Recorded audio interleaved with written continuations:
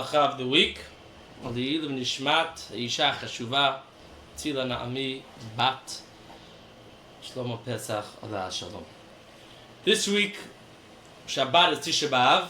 It gets pushed off to Sunday, and therefore we'll talk a little bit about a review of the halachot of Tisha B'av. On a regular year, on Erev Tisha B'av, we sit down at Suda Mafseket and we eat an egg with some ashes on it or some lentils and things like that. However, this year we do not have that due to the fact that Tisha B'av will be pushed off to Sunday, and therefore Erev Tisha B'av is Shabbat, and Shabbat we don't do these things, and therefore we can eat whatever you want before the fast. By Sudat Shlishit, you can eat Sudat Shlomo HaMelech. You can eat meat, you can drink wine, you can eat chicken, anything. Not a problem. The only thing is one must make sure to stop eating before Shkiyah, a few minutes before Shkiyah. Around 8 o'clock one should stop eating. The only thing that you stop doing is eating. You can still wear your leather shoes, and you can still wash your hands, and you can still do all that until Motzei Shabbat. Now, Motzei Shabbat, what do you do? So if somebody's already in the Bet Knesset before Motzei Shabbat, meaning they do Arvit right away, then he brings his shoes, his non-leather shoes, because you're not allowed to wear leather shoes on Tisha B'av. He brings his non-leather shoes to the Bet Knesset before Shabbat, and he changes by Baruch Hu. However, most Bate Knessiyot, most shuls, what they do is they make Arvit a little later. This way, after Shabbat, people change in their home. By Motzei Shabbat, you change in your home into your non-leather shoes, and then you drive to the Bet Knesset. And therefore, you're wearing your non-leather shoes beforehand. Now, the custom is that we sit on the floor. We come to the Bet Knesset, we sit on the floor. Arvit, Eicha, Kinot. We sit on the floor at night, and we sit on the floor in the morning as well, until Chatzot Hayom. You're supposed to sit on the floor, or at least close to the floor, within 3 tvachim of the floor, like an Avil. Once Chatzot Hayom happens on Tisha B'av Day, on Sunday afternoon, Sunday noontime, once Chatzot happens, one could already start sitting on a regular chair. What about Havdalah? This year is Motzei Shabbat. What do you do Havdalah? Havdalah you usually do on a cup. So the Havdalah that you do during Arviyat, that you continue doing, but the Havdalah on a cup you do not do. The only thing you do Motzei Shabbat is Borei Ma'orei Ha'esh. You make fire and you do Borei Ma'orei Ha'esh. That's the only thing. You do not do B'samim because you're not supposed to smell B'samim on Tisha B'av.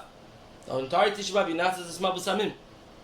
Motzei Tisha B'av, before you eat, you have to make Havdalah on a cup of wine or grape juice, but without B'samim and without Esh, without fire. One who is not fasting, because the rabbi told him or her that you're not allowed to fast, for whatever reason, they have to make Havdalah before they eat. And then they eat regularly. And the Havdalah they make, they could go ahead and be Motzi other people their Chiyuv for Havdalah. Tisha B'av Day. So, Shacharit on a regular day is supposed to wear talit and tefillin.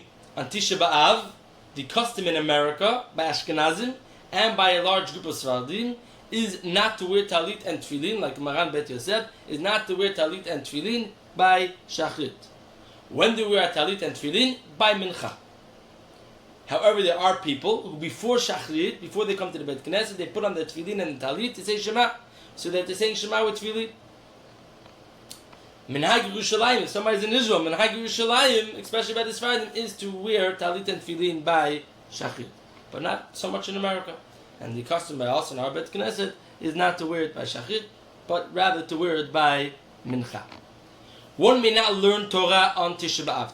Torah brings a person joy, brings a person happiness. You're not allowed to learn Torah on Tisha B'av. The only things you're allowed to learn are sad things, like the Gemara in Gittin that talks about the Churban Beit HaMikdash. You're allowed to read through Eicha, the Pirushim on Eicha, Iyov, sad things. But when you read Psukim of happiness in these things, then you're supposed to skip the Psukim of happiness. One may not smear anything on Tisha B'av. Not allowed to smear anything. No lotions, no moisturizers, no nothing like that. If a person has a wound, they have a cut or something, they may put on some ointment, such as bacitracin or neosporin, or these things. If a doctor says they need to put it on, so it doesn't become infected. But anything else, just to smear on, you're not allowed to do.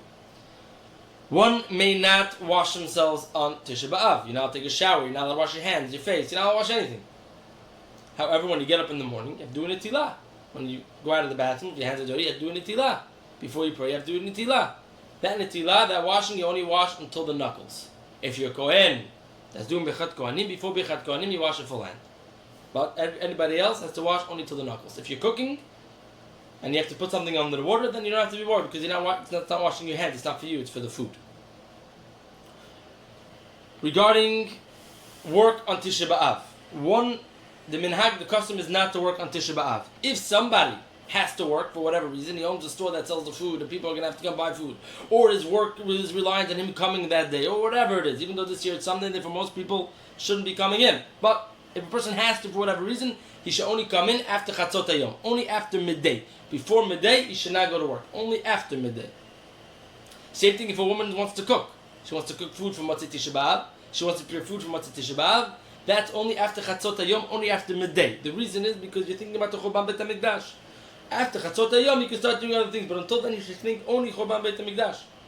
That's why after Shachrit, until Chatzot Hayom, person should be going through Eicha, he should be going through the sad things, what happened, all these kind of things. In order that's what he should be thinking about. Another thing not allowed on Tisha B'av is Tashmish Amita, is marital relations to the husband and a wife. That's not allowed on Tisha B'av, and therefore a man and woman should sleep on separate beds, and they should do the hachakot, they should keep separate.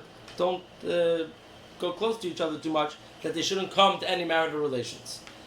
There's a custom by a lot of people to sleep on the floor on Tisha B'av night.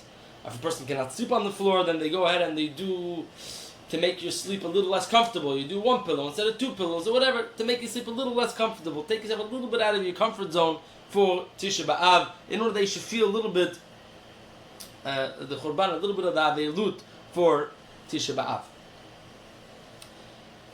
We also are accustomed to say Nachem during the Tefillot. Ashkenazim say don't do it Mincha, Sfaradim say during all Tefillot, we say Nachem and things like that. We do not say Tachanun on Tisha B'av. We do not say Tzidkatcha de Shabbat, Tzidkatcha, we do not say by Mincha.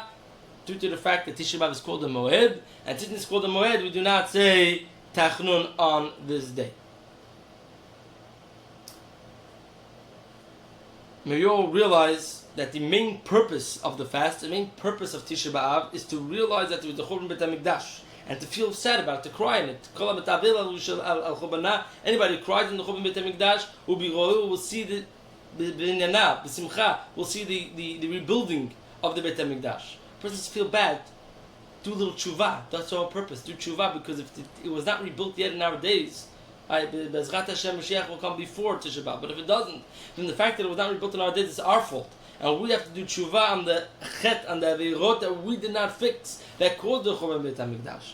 We be zocher this Tisha B'av to have a meaningful Tisha B'av, to cry over the Churban Beit HaMikdash, to do tshuva and fix ourselves, and to bring the Geulah Shlema b'mheira b'yameinu. Amen.